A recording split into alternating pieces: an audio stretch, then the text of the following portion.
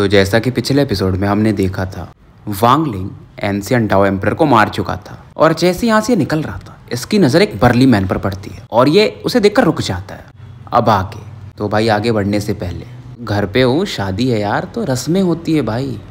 Message कर करके आप लोग मुझे परेशान कर दे रहे हो और बीच में एक दिन मैं ट्रैवल करूँगा मतलब पुणे के लिए, तो एक दिन और वीडियो नहीं आएगा। तो जिस बंदे को देखकर वांग लिंग रुकता है वो नॉर्मल बंदा था, कल्टीवेशन भी ज़्यादा नहीं था, 8 स्टार का एंशिएंट गॉड था। मतलब आप इसे लॉर्ड भी नहीं कह सकते हो क्योंकि लॉर्ड होने के लिए 9 स्टार होना चाहिए। अब जब वांग लिंग इसे देखता है तो बहुत सारे लोगों का नजर इस पे पड़ रहा था और वांग लिंग इसे देखकर थोड़ा इमोशनल फील करता है और इस बंदे को ये पहचान जाता है क्योंकि इस बंदे का नाम था लुओचेन। लुओचेन वही बंदा है तो मून गेजर सरपेंट के अंदर में फ्यूज हो गया था और कहीं ना कहीं जो एंशिएंट ऑर्डर येमो थे ये उनका वंशज था, क्योंकि केव वर्ल्ड में जो भी मतलब गॉड, डेविल या डीमन पैदा हुए थे वो उन्हीं के ब्लड लाइन से थे। लुओचेन रॉयल ब्लड लाइन का था और येमो भी जो थे ना वो रॉयल ब्लड लाइन के ही थे बट उतने पावरफुल नहीं थे। और इन्हें यहाँ पर लाने के बाद जो ग्रैंड इंपीरियन जुआन लुओ थे इन्हें मून गेजर से अलग कर देते हैं। अब वांग लिंग भी पूछता है कि यार तुम्हें पता था ना कि मैं यहाँ पर आया हुआ हूँ, तो तुम मुझे ढूंढते हुए क्यों नहीं आए? तो ये बंदा स्माइल करता है कि यार आपका पोजीशन कितना बड़ा है, मैं मतलब एक तुच्छ प्राणी सा हूँ आपके सामने। बोलता नहीं पूरी तरह से क्लियर कट, बट वांग लिंग भाई भावनाएं तो पढ़ सकता है, समझ सकता है। तो वांग लिंग इससे बोलता है कि तुम्हें येमो के बारे में तो पता होगा। लुओचेन हाँ में सर हिलाता है, मतलब इसे हर चीज़ पता चल चुका था। जब ये एंशिएंट डाओ कंट्री में आया था तो जुआन लुओ ने बताया था कि तुम येमो के वंशज हो और येमो बहुत समय पहले केव वर्ल्ड में गए थे, फिर क्या हुआ, फिर तुम कैसे पैदा हुए वहाँ पर। फिलहाल ये येमो का जो घर था ना ये वहीं पे रह रहा था और येमो के जो भी बाकी भी वंशज थे वो इसे स्वीकार कर लेते। अब वांग लिंग लेफ्ट हैंड को बढ़ाता है और लुओचेन के चेस्ट को टच करता है। सिल्वर सी ऑरा उसकी बॉडी में मर्ज होने लगती है, ये था सोल ब्लड। तो वांग लिंग इसे अपने सोल ब्लड का कुछ अंश दे देता है। तो जो लुओचेन की ब्लड लाइन थी एंशिएंट डाओ एम्परर से भी ज्यादा प्योर हो जाती है क्योंकि सोल ब्लड तो उनके पास भी नहीं था। और वांग लिंग बोलता है कि देखो उस समय तुमने मुझे एक एंशिएंट गॉड स्टार दिया और मैंने येमो को वचन दिया था कि मैं उनके डिसेंडेंट को सुरक्षित रखूंगा। तो वांग लिंग इसे ऑरा देने के बाद निकल जाता है और इसके जाने के बाद जुआन लुओ लुओचेन की तरफ आते और बोलते कि मैं इसे सेलेक्ट करता हूँ। कहने का सीधा मतलब एंशिएंट डाओ एम्परर। और जो येवे थी जो लेडी थी कंकाल टाइप, वो भी कुछ नहीं कहती। पूरा मैटर खत्म हो चुका था पर गू डाओ इस मैटर में आते ही नहीं है कभी। अब जानबूझ के नहीं आए कि क्यों नहीं आए किसी को पता नहीं। और वांग लिंग भी इस चीज के लिए तैयार था, अगर गू डाओ आएंगे तो ये क्या करेगा, क्या इसका जो मेन अवतार है वॉइड में उसे सम्मन करेगा। हालांकि ये जानता था फिर भी शायद ये जीत नहीं सकता है, तो सॉन्ग्स को लेकर निकल जाता है और आगे जाकर इसे स्टोरेज स्पेस में रख लेता है। और वांग लिंग पहाड़ की तरफ बढ़ता है जहां से इसने फील किया जो स्लॉटर ऑरा है एब्जॉर्ब हो रही है और एक पाम प्रिंट अटैक वहां पर कर देता है और एक ही अटैक में माउंटेन कोलैप्स कर जाता है। नीचे में जो फॉर्मेशन था माउंटेन के अंदर में जो कि छिपा हुआ था 10 कलर वाला वो दिखाई देता है, लेकिन ये पाम अटैक भी उस 10 कलर का जो फॉग दिख रहा था, एक लेयर दिख रहा था, उसे कुछ नहीं कर पाता है। एक आवाज आती है, मतलब एक अलग ही भारी आवाज कि तुम आ गए। अब वांग लिंग जो था ना इस आवाज को फैमिलियर फील करता और नहीं भी जानी पहचानी आवाज, बट कभी कभी नहीं भी लगता है। ये सोच रहा था, ये श्योर नहीं था कि ये सही है या गलत है। ये बोलता है कि यार तुम एंशिएंट डाओ इम्पीरियल टीचर हो, तुमने मेरी वाइफ का सोल लाया, तुम मुझे एक तरह से टारगेट कर रहे हो। मैं यहाँ पर आ चुका तो तुम फॉग के अंदर छिपके बैठे हो, कहीं तुम्हें ऐसा डर तो नहीं लग रहा कि मैं तुम्हें पहचान जाऊंगा या ऐसा कि मतलब मैं तुम्हें जानता हूँ। अब जो आवाज भारीपन वाली आई थी हंसी में आ जाती है और बोलता है वो बंदा कि तुम्हें बहुत सारे डाउट्स हैं, तुम जानना चाहते हो कि मैं कौन हूँ, मैंने ली मुआन का सोल कैसे लाया और मैं करना क्या चाहता हूँ, है ना, अंदर आ जाओ। तुम इस फॉग को ब्रेक करके मतलब धुंध को ब्रेक करके अंदर आ पाए तो मेरा असली चेहरा देख सकते हो, मैं तुम्हारे डाउट्स को मिटा दूंगा। वांग लिंग का मतलब दिल थोड़ा सा धड़कता तो है, मतलब दहलता है हल्का सा, ये बाहर कुछ नहीं दिखाता। जो ग्रीन स्मोक था मतलब वो जो 8 एक्सट्रीम डाओ के इसके पास मास्टरी थी 6 एलिमेंट्स की, ये उन्हें यूज करता है और इस 10 कलर्ड धुंध पर अटैक कर देता है।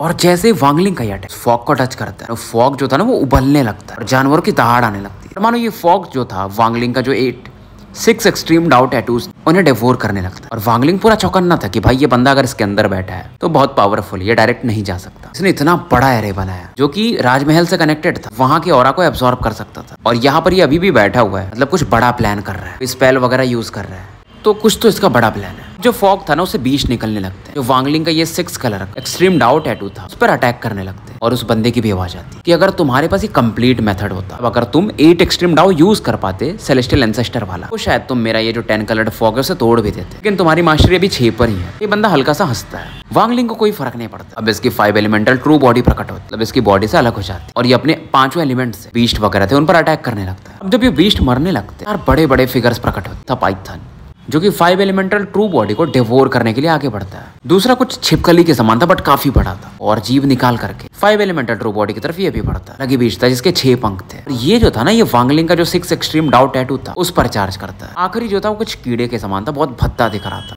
थोड़ा सा वो चिपचिपा टाइप लिक्विड भी निकल रहा था। तो मूछें भी थी, मूछों पर मानो 2 लेडीज हो, मतलब कुछ वैसे हो रहा दिख रही थी। बदले में वांगलिंग अपने एक एंशिएंट डाउ का पंच मारता है। पंच उसे काफी पीछे लेकर जाता है फॉग के अंदर, लेकिन फिर वो दोबारा आता है। अब वांगलिंग की जो 5 एलिमेंटल ट्रू बॉडी थी वो तो छिपकली को जलाने लगती है अपने फायर एलिमेंट से, और ये छिपकली पीछे भागने लगता है। जो वो 6 पंखों वाला था टैटू के साथ बैटल कर रहा था, लेकिन पीछे से एक और 6 कलर का ऐसा ही बीस्ट बाहर निकल के आता, और वो जो कीड़ा था उसे फाइनली जो 5 एलिमेंटल ट्रू बॉडी में अर्थ एलिमेंट बॉडी थी मानो पत्थर में बदल देती है। पत्थर फाइनली फूट जाता है। तो वांगलिंग मतलब इनको 5 बीस्ट को जो आए थे उन्हें सप्रेस कर पा रहा था। अब वांगलिंग अपने राइट हैंड को आगे बढ़ा, पीछे में एंशिएंट डाउ शैडो प्रकट होता है। शैडो ऐसा था कि जैसे एकदम रियल बंदा हो, फॉग की तरफ सेंटर में एक पंच मारता है, लेकिन मानो इस पंच को फॉग क्योंकि काफी घना आता तो एक बीस्ट आता है और ब्लॉक कर देता है, जिसके 8 मूछे थे। और पीछे से 2-3 बीस्ट और आते हैं फेनिक्स के समान, तो कुछ ह्यूमन जैसा दिख रहा था। टोटल ऐसा करके 9 बीस्ट आ जाते हैं, मतलब वांगलिंग को रोकने के लिए। अब वांगलिंग अपना गैसिंग कर रहा था कि टोटल 9 में मेरे हिसाब से एक और होना चाहिए, और वांगलिंग अपना लेफ्ट हैंड आगे बढ़ाता है। ये जो रॉक टाइप का बीस्ट था उसकी तरफ ये एंशिएंट एंसेस्टर के फिंगर अटैक को करता है, और इसी दौरान वांगलिंग का जो slaughter thunder essence true body था वो इसकी बॉडी से अलग हो जाता है। खतरनाक किलिंग इंटेंट ये दे रहा था, अलग ही वो क्रूएल स्माइल थी इस वाले वांगलिंग की। फिनिक्स बीस्ट था ऐसे तो मतलब थंडर से ही वो एक्सप्लोड करवा देता है। इसको मारने के बाद दूसरे बीस्ट की तरफ पड़ता है। देखो इसके दोनों बॉडीज अलग हो चुकी, मतलब 5 एलिमेंटल ट्रू बॉडी और स्लॉटर थंडर। कुछ जो बीस्ट थे वो इसके मेन बॉडी पर अटैक करते। अब मेन बॉडी में क्या बचा था? इथेरियल एसेंसेस, मतलब life and death, karma, true and false. लेकिन फिर भी भाई बॉडी तो वांगलिंग एंशिएंट क्लैन वाली बॉडी है। अब ये एंशिएंट डाओ ट्रू बॉडी को यूज कर, जो काफी बड़ी हो जाती है, और ये वांगलिंग पहली बार यूज कर रहा था। इसके बॉडी पर मतलब कुछ पैटर्न बने हुए थे जो एंशिएंट डाओ क्लैन के होते हैं और काफी मिस्टीरियस दिखाई दे रहे थे। और वांगलिंग अपने को ज्यादा बड़ा नहीं करता है, 2000 फीट ही करता है। फिर से एक पंच मारता है, 2 हेडेड कोई बीस्ट आ रहा था जिसके 2 मुंडे, तुरंत ही वो एक्सप्लोड कर जाता है। इसका जो पंच था वो आगे बढ़ता है फॉग को चीरते हुए, लेकिन फॉग से फिर से एक साउंड आता है। इस दौरान वांगलिंग बॉडी को 8000 फीट का कर लेता है। एक बीस्ट प्रकट होता है जिसके पंख काफी बड़े बड़े थे, आंखें 2 ही थी, क्योंकि वांगलिंग के पंच को काउंटर करने के लिए बढ़ता। हालांकि वांगलिंग बीस्ट को भी पीछे फेंक देता। पंच इतना पावरफुल था ना कि फॉग थोड़ा छट जाता है। वांगलिंग को एक ओल्ड मैन दिखाई देता है, वांगलिंग जिसे पहचानता था ऑलसीर। ये बोलता है कि ये तुम ही हो, मतलब तो ये बंदा एक ओल्ड मैन ही था जो कि ऑलसीर के जैसा ही दिख रहा था। और वांगलिंग जब ध्यान से देखता तो ये ऑलसीर था भी और नहीं भी था, मतलब 2 लोगों का मिक्स दिख रहा था, 7 कलर्ड सेलेस्टियल सॉवरेन जैसा भी। वांगलिंग बोलता मैं तुम्हें क्या बुलाऊं, ऑलसीर बुलाऊं या 7 कलर्ड सेलेस्टियल सॉवरेन? वो बंदा भी जवाब देता यार मेरे बहुत नाम है, तुम्हें जो अच्छा लगे, वैसे तुम मुझे ऑलसीर बुला सकते हो। ये बंदा अपने राइट हैंड को नीचे में फॉर्मेशन इसने बनाया तो उसकी तरफ बढ़ाता है, मतलब फॉर्मेशन को एक्टिवेट कर देता है। अब जो फॉर्मेशन था वर्ल्ड के पावर को अट्रैक्ट कर रहा था, खींच रहा था। वांगलिंग को इस फोर्स की वजह से पीछे हटना पड़ता। वांगलिंग समझता है यार ये ट्रांसफर एरे जैसा लग रहा है। जरा ये ओल्ड मैन वांगलिंग से बोलता है इस बंदे ने अभी और लोगों को नहीं मारा है तो मेरा काम आसान हो जाता।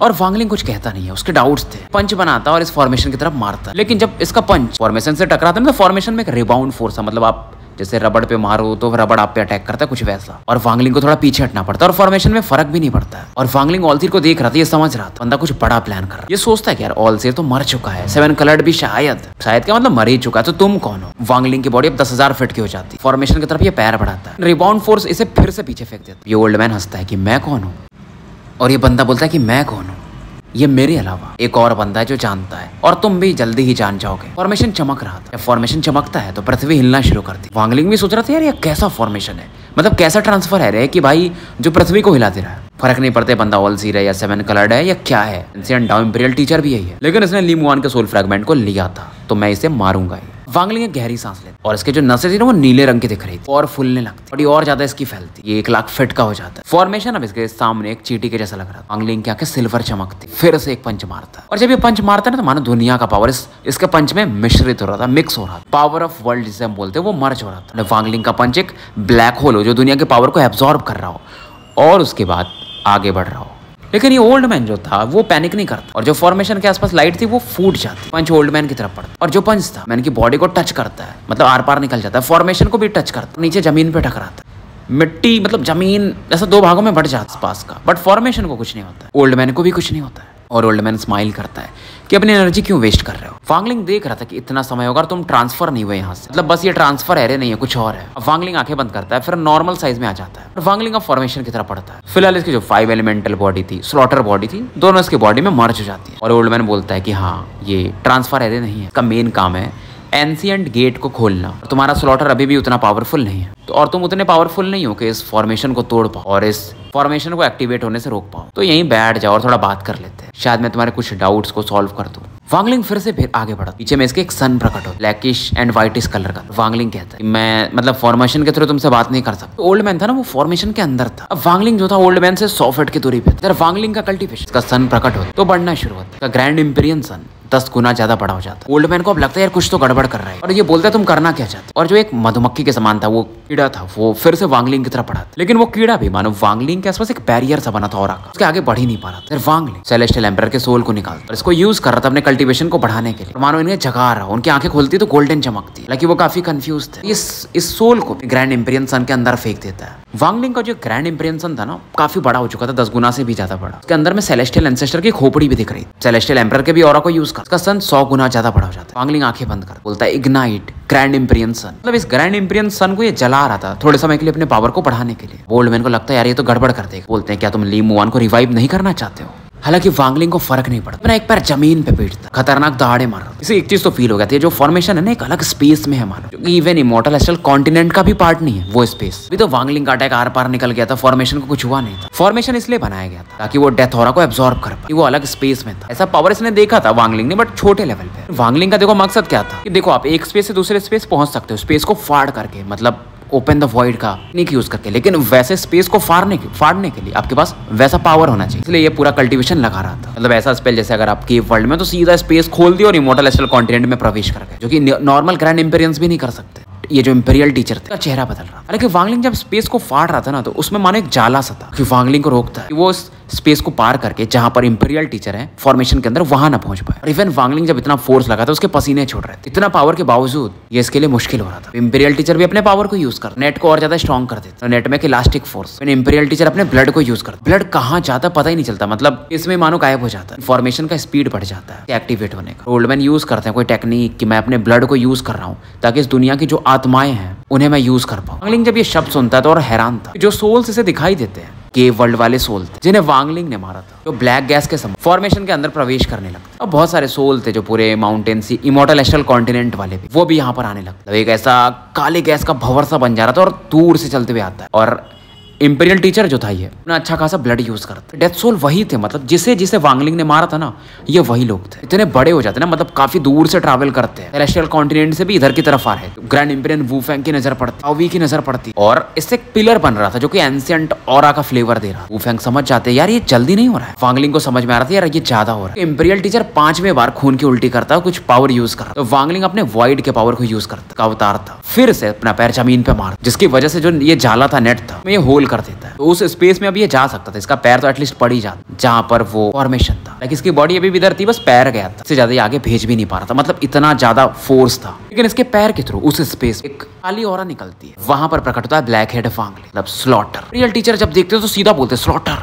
की आंखों में एक डर दिख रहा। और ये जो स्लॉटर था ना, बोलता है देखो यार ओल्ड वॉइस में कि मैं अलग स्पेस से तुमसे बात तो नहीं कर सकता था, इसलिए मैं आ गया यहाँ पर। स्लॉटर यहाँ पर फील करता है कि बहुत सारे लोग हैं जिनकी सोल्स हैं। वांगलिंग की जो बॉडी थी ना, वो अपना पैर बाहर निकाल लेता है, ओरिजिनल बॉडी इधर बैठ जाता है बाहर में। स्लॉटर बॉडी पर फोकस कर रहा। स्लॉटर जो था वो बोलता है कि तुम मुझसे डरे हुए लग रहे हो, तुम्हें मेरे एक्चुअल बॉडी का नाम भी पता। ये इंपीरियल टीचर से बोलता है। स्लॉटर जो था वो फॉर्मेशन की तरफ एक कोल्ड लुक देता है, ब्लैक गैस इकट्ठा कर रहा था कि फॉर्मेशन को डिस्ट्रॉय कर दूंगा। तभी ये इंपीरियल टीचर बोलता है अगर तुम इसे डिस्ट्रॉय कर दोगे तो ली मुआन को नहीं जगा पाओगे, तुम उसे हेवन अवॉइडिंग कॉफिन में भी रख दो तो भी नहीं, तुम इस फॉर्मेशन के बिना उसे जगा ही नहीं सकते, बस इतना समझ लो। अगर तुम एंशिएंट एंसेस्टर के सोल ब्लड को भी यूज कर लो, उसे जगा लो थोड़े समय के, और ज्यादा देर तक नहीं जगा सकते। स्लॉटर अपने हाथ को रोक लेता। फॉर्मेशन के बाहर वांगलिंग भी आंखें खोलता है, और वांगलिंग सोचता है ये फॉर्मेशन जा कहां पर रहा है, मतलब कनेक्टेड कहां पर। वांगलिंग जब पूछता है, इंपीरियल टीचर बताता है इमेमोरियल गॉड रियल। तुम चाहते हो कि तुम्हारी ली मुआन जन्म मृत्यु के परे चल जाए, सफरिंग ना हो, तो तुम्हें रिइंकार्नेशन डाओ यूज करना पड़ेगा। तुम्हें इमेमोरियल गॉड रियल्म जाना पड़ेगा। वो पहले जो था ना इमेमोरियल गॉड रियल्म, वो आधा ही खुलता था, बट इस बार पूरा खुलेगा, मतलब मैं ही ऐसा कर सकता हूँ। लेकिन फिर भी स्लॉटर फिर से फॉर्मेशन की तरफ अटैक करने जाता। इंपीरियल टीचर चिल्लाते अगर तुम इस फॉर्मेशन को डिस्ट्रॉय कर दोगे तो तुम कभी सच जान ही नहीं पाओगे केव वर्ल्ड का और इमॉर्टल एस्ट्रल कॉन्टिनेंट का। तुम्हें देखना पड़ेगा कि तुम्हारी ली मुआन मर रही है और फिर जन्म ले रही है, मृत्यु हो रहा है, या तुम उसके साथ समय नहीं बिताना चाहते हो। स्लॉटर फिर से रुक जाता। मतलब ये बंदा बोलता है कि तुम्हारे पास सेलेस्टियल एंसेस्टर का भी ब्लड है, जिसके पास क्रिएशन का पावर, फिर भी तुम उससे पूरा काम नहीं कर सकते। तो अगर तुम चाहो कि इमेमोरियल गॉड रियल ब्लड के थ्रू ली मुआन की बॉडी को ले जाओ तो भी नहीं कर सकते। इतना तुम्हें बता देता हूँ कि इमेमोरियल गॉड रियल जो है पवित्र जगह है, इमॉर्टल एस्ट्रल कॉन्टिनेंट का। नॉर्मल लोग तो वहां जा ही नहीं सकते। इस बार ये खुल रहा है पूरी तरह से। तो अगर तुम चाहते हो लीमुआन तुम्हारे साथ जाए तो पहले तुम्हें उसकी बॉडी ऐसी बनानी पड़ेगी कि जो ब्रेक ना हो उस प्रेशर में। फिर इनकारनेशन यूज करना पड़ेगा कि तुम उसे इमॉर्टल बना सको। ऑलसीर ये सब बातें कहता है, इस दौरान फिर से खून की उल्टी करता है। उसका ब्लड फॉर्मेशन के अंदर जाके करता है और भी लोग यहाँ पर खींचे चले आते फिर ब्लैक गैस के फॉर्म में। इस बार जो और आती है वो एंशिएंट जी क्लैन की तरफ से आती है, जहाँ पर फेमस डेथ सी एरिया था एंशिएंट जी वालों का। यहाँ पर मतलब लोग कल्टीवेट करते थे। ऑलसीर फिर से बोलते हमारे पूरे आंसर्स तुम्हें मेमोरियल गॉड रियल में ही मिलेंगे। स्लॉटर जो था वो ये इंपीरियल टीचर को घूर रहा था और बोलता है तुम जिस स्पेस में ये फॉर्मेशन है वो भी दोनों अलग है। और वांगलिंग अपने ब्लैक गैस इंपीरियल टीचर पर अटैक कर देता है। तो मैंने इसे डॉज भी नहीं करते। ब्लैक गैस इनकी बॉडी के आर पार निकल जाता और बॉडी को कोई डैमेज भी नहीं होता। मानो ये इनकी बॉडी ना हो एक परछाई हो। फिर भी इंपीरियल टीचर को एक अलग ही खौफ था इस स्लॉटर अवतार से। वांगलिंग कहता है मुझे अभी भी आपके शब्दों पर विश्वास नहीं है। मेन वांगलिंग ऐसा कहता है और स्लॉटर को कोई फर्क नहीं पड़ रहा इंपीरियल टीचर जो कह रहा था। इंपीरियल टीचर बोलता है तुम्हारे पास एक सफेद बाल होगा ना, बच्चे की साइज का खोपड़ी होगा। ये जब सुनता है स्लॉटर तो थोड़ा सा कोल्डनेस आता है उसके अंदर। वांगलिंग की ओरिजिनल बॉडी पे थोड़ा सा एक्सप्रेशन बदलता है। इंपीरियल टीचर या ऑलसीर जो भी बोलो वो बोलता है कि हाँ मतलब वो तुम्हें मिल चुका है। स्लॉटर बॉडी फिर से मूव कर। इंपीरियल टीचर जल्दी से जब तुम गॉड रियल में पहुंचोगे बाल को तुम्हें एज अ गाइड यूज करोगे, वो तुम्हें दिशा दिखाए। खोपड़ी है ना वो तुम्हें लाइट देगा कि तुम्हें आगे कैसे बढ़ना। फिर तुम्हें सत्य का पता चल जाएगा। तुम ये फॉर्मेशन डिस्ट्रॉय कर दोगे, मेरा प्लान तो फेल हो जाएगा, लेकिन फिर तुम कभी सच भी नहीं जान पाओगे और तुम्हें रिग्रेट होगा। क्योंकि इवन इस ऑलसीर को भी नहीं लगा था कि वांगलिंग अंदर आ जाएगा इस फॉर्मेशन के अंदर, इस अलग स्पेस में। इसे लगा था यार वांगलिंग का पावर है बट उतना भी नहीं है। ये सोचता है यार कुछ तो गड़बड़ हो गया, बट अपने मन में ये सोच रहा था, चेहरे पर कुछ नहीं दिखाता है। अब स्लॉटर बोलता है ठीक है मैं इस फॉर्मेशन को कुछ नहीं करूंगा, तुम्हें मुझे बताना पड़ेगा तुम इस फॉर्मेशन को एक्टिवेट करने के लिए सोल्स को क्यों यूज कर रहे हो, और वैसे सोल्स जिन्हें मैंने मारा है, मतलब मेरी ओरिजिनल बॉडी ने मारा है। इंपीरियल टीचर ये बताना ना चाहता हो। वांगलिंग जब फिर से फॉर्मेशन को डिस्ट्रॉय करने जाता है, ओल्ड मैन दांत पीसता और बोलता है क्योंकि गॉड रियल। आगे ये बोलना चाहता था बट बोल नहीं पाता, चीखने लगता है। एक पावर मानो इसे रोक रहा हो, इसकी बॉडी गायब होने लगती है। बोलता मैं नहीं बता सकता,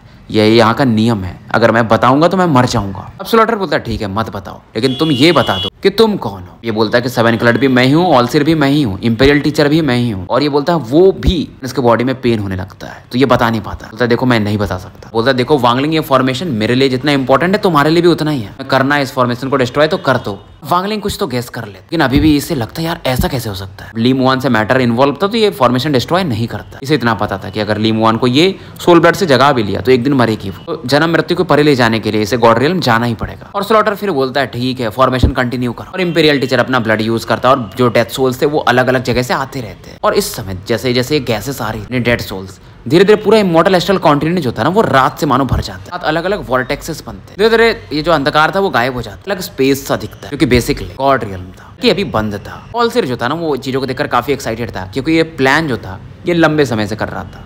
अब कभी सुबह हो रहा था कभी रात हो रहा था, ऐसा मतलब प्रोसेस चलता है कुछ समय तक। तो इवन जीओडी जैसे बंदे भी इसकी तरफ देखने लगते कि यार गॉड रियल्म खुल रहा है पहले से जल्दी, और पूरा खुल रहा है। इन्हें भी समझ में आ जाता और फील करके जीओडी में जो के बगल में जो लड़की थी हाइजी ऐसा बोलती है। जीओडी काफी एक्साइटेड था कि शायद इस बार ये ग्रैंड इंपीरियन के ऊपर जा सकता है। तो डावी को भी दिखाया जाता है जो कि अभी भी उस कर्स को हटा ही रहा। फिर दोनों लड़कियों को दिखाया जाता है पर्पल यांग सेक्ट में, ग्रैंड इंपीरियन ज़ेमिनी को बेसिकली। और फिर उस जगह को भी दिखाया जाता है जहाँ मैडमैन सील था तो वो भी अब ग्रैंड इंपीरियन लेकिन बुद्ध के समान पड़ा हुआ था। जो ग्रैंड इंपीरियंस थे एंशिएंट जी कंट्री और शी कंट्री में, जुआन लो भी उस तरफ देखते, उन्हें पता था कि वांगलिंग उसी तरफ क्या था, वहीं से ऑरा फील हुआ। वो जो लेडी थी होली एम्परर जिन्हें ये लोग कहते, वो भी बाहर निकल आती है। जुआन लोगों के बाहर में खड़े होकर देख रही गॉड रियल पहले खुल रहा है। फाइनली हमें दिखाया जाता डाओ को, क्योंकि वो होता है ना कि थोड़ा सा यार मैं इसे बदल तो नहीं सकता, सी ऑफ सफरिंग ऐसा कुछ ये बोलते हैं। जो भी सोल है एक लेवल से नीचे उन्हें डिवाइन रेट्रिब्यूशन तो झेलना ही पड़ेगा। एक लाइन था ट्रू डाओ से रिलेटेड, वो इन्हें याद आता है। आसमान में 8 बार 9 बार कभी दिन कभी रात होता है और फिर वहां से पहाड़ी जैसा कुछ दिखता है। वो जो नेट था जहां पर वांगलिंग जिसके थ्रू अंदर गया वो भी इधर गायब हो जाता। जो इंपीरियल टीचर था वो भी गायब हो जाता। इसका अवतार फिलहाल यहीं पर आ चुका था, वांगलिंग के बाजू में खड़ा। इंपीरियल टीचर इन्होंने जो 10 कलर की लाइट से 9वां पिलर बनाते, वांगलिंग की बॉडी दोनों फ्यूज हो जाती है। वांगलिंग इन चीजों को देख रहा था और ये इंपीरियल टीचर बोलता है 9th पिलर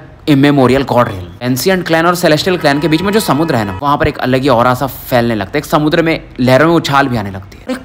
अलग ही स्पेस दिख रहा था, जो कि मानो कोई उसे चीर के निकाल रहा, 2 बड़े हाथ। ऐसा पावर तो इवन गुडाओ भी नहीं दिखा सकते थे। 9 पिलर्स के बीच में जो स्पेस था ना वो थोड़ा थोड़ा रोटेट कर रहा। धीरे धीरे वहां पर एक दरवाजा बंद, दरवाजा वो बंद था। वो ऑलसीर या जो भी बोलो वो फिर से एक ही डायलॉग बोलता है कि दुर्भाग्यवश तुम्हारा स्लॉटर पूरा नहीं, तो दरवाजा अभी खुल जाता। अब इसे 500 साल लगेगा ना पावर इकट्ठा करने में। तो वांगलिंग हम 500 साल बाद मिलते हैं। जब हम मिलेंगे तो तुम्हें सच्चाई पता चल जाएगा। रियल टीचर फिर गायब हो जाता है। जाते जाते वांगलिंग इससे पूछता है कि डोंगलिंग सेट को तुम्ही ने डिस्ट्रॉय किया था, बट वो बंदा जवाब नहीं देता। जाते समय हंसता है। अब वांगलिंग यहाँ से आगे निकलता। सेंटाओ में तो ये रुक नहीं सकता था, लेकिन कुछ भी हो इसको थोड़ा तो था ही। जो जुआन लोग थे उन्हें टीचर का इसने रिश्ता तोड़ दिया था एक बार मर के, लेकिन अभी भी दिल से उन्हें टीचर मानता ही था।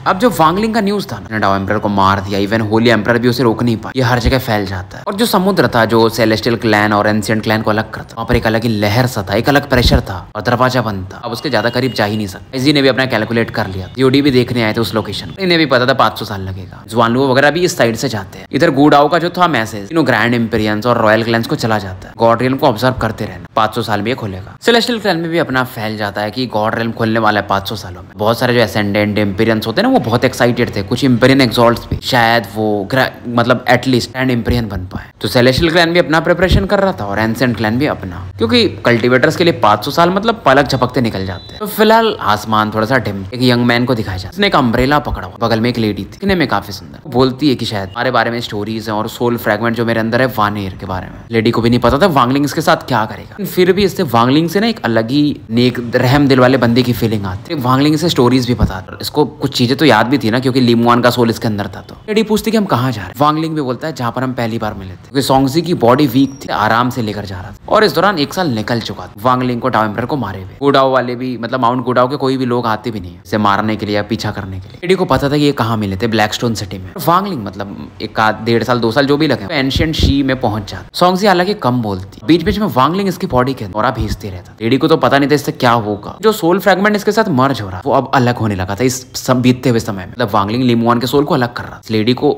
अपना गैस करती है वो सोल अलग हो जाएगा तो फिर तो मैं मर ही जाऊंगी, तो मैं आंटी चैंग और सिस्टर डोंग से नहीं मिल पाऊंगी। बट वांगलिंग से एक्सप्लेन नहीं करता, वो समझ रहा थी क्या सोच रही। इन्हें बीत चुके थे और कुछ। वांगलिंग इससे बताता है कि अब हम 1-2 दिन में ब्लैकस्टोन सिटी पहुंच जाएंगे। सोंगजी भी बदले में स्माइल करता। वांगलिंग के साथ 1-1.5 साल से थी। बोलती कि वानेर बहुत लकी है, उम्मीद है आप लोग फिर से मतलब यूनाइट हो जाओगे और अच्छे से रहोगे। सिटी गेट से वांगलिंग 500 मीटर पहले रुक जाता। सोंगजी बोलती क्या मैं चेहरे को टच कर सकता। वांगलिंग हाँ में सर हिलाता और ये खुश होती है, मतलब वांगलिंग के चेहरे को टच करके। फिर उसका हार्ट बीट भी बढ़ जाता है और ये मतलब वांगलिंग से गले भी मिलता। बोलती कि मैं मर जाऊंगी, आगे बोल ही रही थी तभी वांगलिंग बोलता है तुम मरोगे नहीं। सुरान इसके थर्ड आई को टच करता। सोंगजी बेहोश टाइप होने लगता। आधे घंटे बाद वो जागती है लेकिन थोड़ी कंफ्यूज। फिर उसे कुछ याद आता है, गले में एक पेंडेंट था जो कि एक अलग ही ऑरा फील करा रहा था इसे। फील करती इसके अंदर जो लीमुआन का सोल था वो नहीं था, हालांकि फिर भी थोड़ी इमोशनल थी। और फिर ये ब्लैकस्टोन सिटी की तरफ बढ़ जाती है जो कि बेसिकली इसका घर भी था। और इसके अंदर आने से पहले वांगलिंग ने इसका पूरा प्रबंध कर दिया। लॉर्ड को ऑर्डर दे दिया था सबका इस लेडी को परेशान नहीं करेगा, और आंटी चैंग और सिस्टर डोंग को याद करके। सोंगजी भी काफी खुश थी। वांगलिंग इधर दूर था और उसने लीमुआन का जो सोल था फ्रैगमेंट उसके साथ मर्ज कर देता है बॉडी के साथ मतलब। और वांगलिंग रूथलेस बंदा तो था, आराम से ये 2 साल इस लेडी को लेकर आया था। पूरे प्रोसेस में मतलब रास्ते में ये ऑरा भेजते रहता था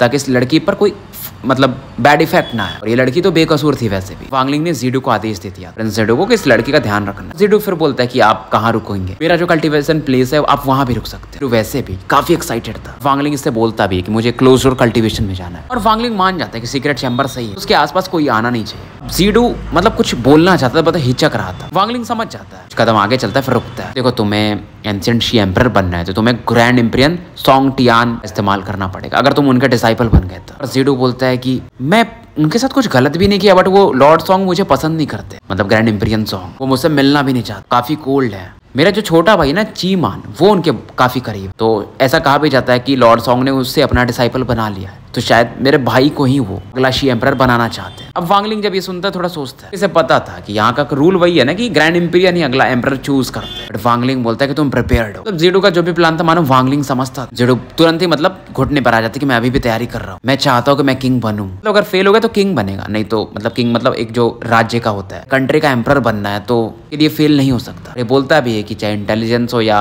कनिंगपन, उसमें मैं चीमान से अच्छा हूँ, तो बस आप मेरी एक बार मदद कर दीजिए, जो भी आपकी रिक्वायरमेंट रही पूरी कर दूंगा। बोलते हैं एक और मेरा अपोनेंट है, वो मेरा सीनियर ब्रदर है, और जब वो पैदा हुआ था ना तो इस दुनिया में थोड़े चेंजेस हुए थे, मतलब आसमान में कुछ हरकतें होती है ना, इवन ग्रैंड एम्परर गुडाओ भी अट्रैक्ट हो गए और उन्होंने गिफ्ट भेजा था। वांगलिंग बोलता है मुझे नहीं पता तुम क्या प्लान कर रहे हो, लेकिन तुम्हारे लिए मैं एक बार सोंग टियान से मिल लूंगा। अब ये सुनकर के जीडू को भी अच्छा लगता है। वांगलिंग बोलता है इस मैटर को हम बाद में डिस्कस करेंगे, फिलहाल मैं क्लोज डोर में जा रहा हूँ। जीडू यहाँ से चला जाता है, लेकिन वो बोलता है कि गॉडफादर तो उनका पावर है ही, लेकिन मुझे भी अपनी कुछ तैयारी करनी पड़ेगी, और इस प्रोसेस में अभी टाइम था, मतलब 200 साल शायद है अभी अगला एम्परर बनने में। जीडू ने मतलब यहाँ दूर में कई सारे गार्ड्स लगा दिए थे कि कोई अंदर ना आए, वांगलिंग को डिस्टर्ब ना हो। वांगलिंग का प्लान अलग, अगर इसे इमेमोरियल गॉड रियल्म लीमुआन की बॉडी को लेकर जाना है, के पास सोल ब्लड है एक बूंद, उससे काम नहीं होगा। ग्रैंड इम्पीरियन जेमिनी से गॉड रियल्म के बारे में बहुत सारी चीजें सुनी थी, वहां का प्रेशर बहुत ज्यादा है, इसीलिए इसने वो इम्पीरियल टीचर को एक्टिवेट भी करने दिया था, क्योंकि जेमिनी ने कुछ बातें बताई थी तो इम्पीरियल टीचर भी वही बोल रहा था। यहाँ से एंसेस्ट्रल टेम्पल जाना चाहता था, एक और सोल ब्लड का बूंद हासिल करना चाहता था। डाओ कंट्री नहीं जा सकता था, ठीक है, वहां पर Luo Chen ancient Dao emperor बन चुका है, फिर भी एंशिएंट जी से इसका कोई कनेक्शन ही नहीं अभी तक। तो शी में जीडू था तो कनेक्शन में था, 500 साल थे इसके पास, उसी हिसाब से इसको तैयारी करना है क्योंकि 500 साल में गॉड रियल्म खुल जाएगा। वांगलिंग मतलब अभी अंदर में था, ली मुआन के सोल को जब कनेक्ट करता है, पूरा